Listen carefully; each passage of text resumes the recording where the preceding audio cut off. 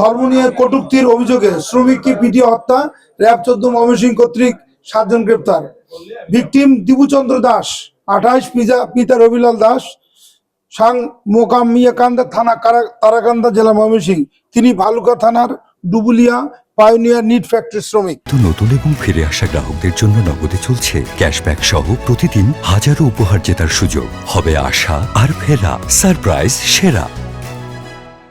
অজ্ঞাতনামা উত্তেজিত জনতা ভিকটিমের বিরুদ্ধে হযরত মুহাম্মদ সাল্লাল্লাহু আলাইহি সাল্লাম ও ধর্ম নিয়ে কটূক্তির অভিযোগ এনে গত ১৮ ডিসেম্বর ২০২৫ খ্রিস্টাব্দ রাত অনুমানিক ২১ ঘটিকায় ফ্যাক্টরি হতে জোরপূর্বক বাইরে করে দাঙ্গা সৃষ্টির মাধ্যমে দেশীয় অস্ত্র দিয়ে আঘাত সহ কিল ঘুষি দিয়ে পিটিয়ে তাকে হত্যা করে। পরবর্তীতে ভিকটিমের লাশ জমির দিয়া স্কয়ার মাস্টারবাড়ি বাস স্ট্যান্ড, ঢাকা ময়মনসিংহ মহাসড়কের মাঝখানের আইল্যান্ডের গাছের সাথে ঝুলিয়ে আগুন ধরিয়ে দেয়, যার স্থির এবং ভিডিও চিত্র সামাজিক যোগাযোগ মাধ্যমে ছড়িয়ে পড়ে। উক্ত ঘটনায় ভালুকা থানার মামলা নম্বর ২৬ তারিখ ১৯ ডিসেম্বর ২০২৫ খ্রিস্টাব্দ ধারা ১৪৭, ১৪৯, ৩০২, ২০১, ২৯৭, ৩৪ পেনাল কোড রুজু হয়।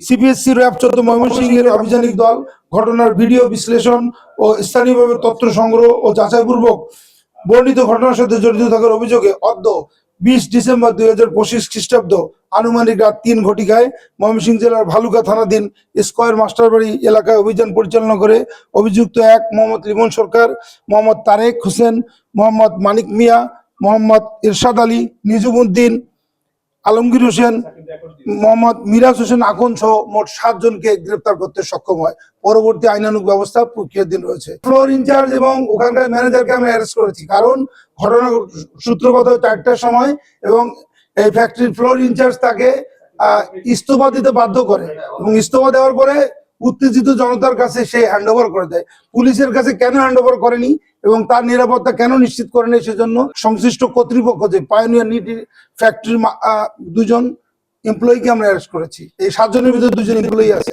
আমার মনে হয় যে উত্তেজিত জনতা আর কোনো প্রিভিয়াস এনিমিটি কারোর সাথে কোনো ছিল কিনা সেটা আমরা তদন্ত করে দেখব, কিন্তু একটা লোককে একটা এই অভিযোগে মেরে ফেলা এবং গাছের সাথে ঝুলিয়ে তাকে হত্যা করা, মানে আগুন দিয়ে হত্যা করা, এটা কিন্তু কোনোভাবেই আইনে কভার করে না এবং আমরা কোনোভাবেই, সরকার এবং আইন শৃঙ্খলা বাহিনী এটাকে কোনোভাবে স্পেয়ার করবে না।